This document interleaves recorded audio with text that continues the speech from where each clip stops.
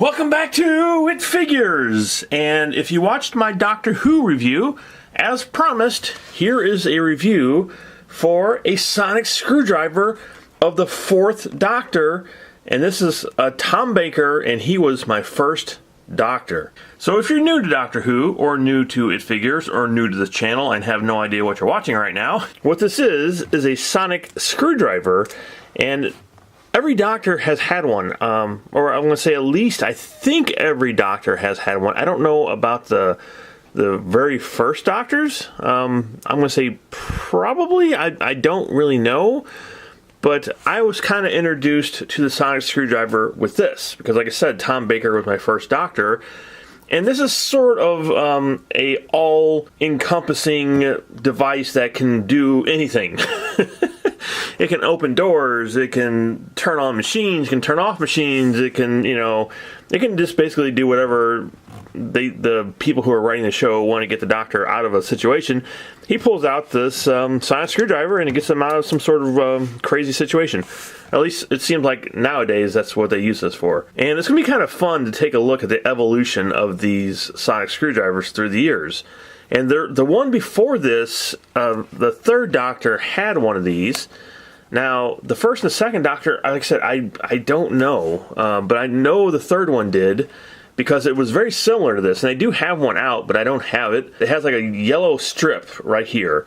It kind of looks like a barber shop pole, I guess. It's like a yellow strip with black rings going around it. Okay, so there's actually a picture of it here, and it's a little bit different from this one. The top is a little the same, as you can see, but does have the barber shop stripe on there. It's very similar to the two, but it's a little bit different. And the other two they have in the collection here is, of course, the 10th Doctors, and they have River Songs from the future sonic screwdriver one that they have. Alright, so let's go ahead and open this up and take a closer look at it. So here we go. Here is Tom Baker's sonic screwdriver. And it's a pretty cool looking screwdriver, especially for when it was made back in the day. Obviously this is all made out of plastic, and it's painted to silver, so it looks like it's metal. And I think they did a really good job with the paint on it. I think it's pretty cool. Outside the package, now that you can actually hold on to it, it's pretty awesome. I mean, it's much cooler than it looked in the pictures, and even in the package. When you actually get a hold of it and get to hold it, it's a pretty awesome sonic screwdriver. Now here on the bottom has a couple holes. That's where the sound is coming from, because it does make sound. I haven't made it make sound yet, because I'm going to wait for it here on the channel to make it make sound. So I don't know what sound it makes, or if it makes multiple sounds, or what. So let's take a look, see if we can figure out how it makes sounds. Well, the top is kind of wibbly wobbly here. Oh, I think this moves. Okay. So it pushes down and makes sound. So let's do it. Yep, that sounds like a sonic screwdriver. Okay, so it has 2 different sounds. Yeah, so it's 2 different sounds, just checking there. And when you pull this down, it does have a little bit more of a tip to it here. So it kind of has like a little black tip to it, which is pretty cool. And it's hidden when it's up. So I'm assuming when Tom Baker wanted to use it, he would just kind of like pull it down and scan something and let it go. I don't know if that's how it actually worked on the show, on his original Sonic, but it might have been. You don't know, or just had a button on it or something.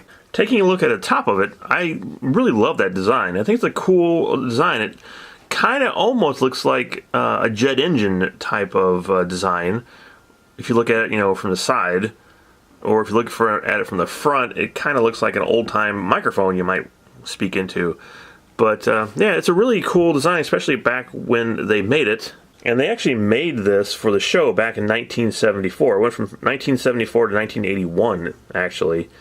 And I'm assuming you probably had the same Sonic throughout the whole series.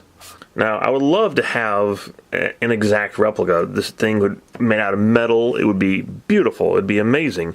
But this company did a really good job of recreating this. I mean, I have no problem with it. And this here, like I said, it's kind of rubbery up here on top, which is weird. When you pull it down, it does move around a little bit. which is fine, but just don't, mess around with too much. You might break it off. And one thing I like about this too is, it's all silver except for some of the black highlights here, except for the red tip. That's kind of cool. It just has like this bright red tip on the top of it, and the rest of it's all silver.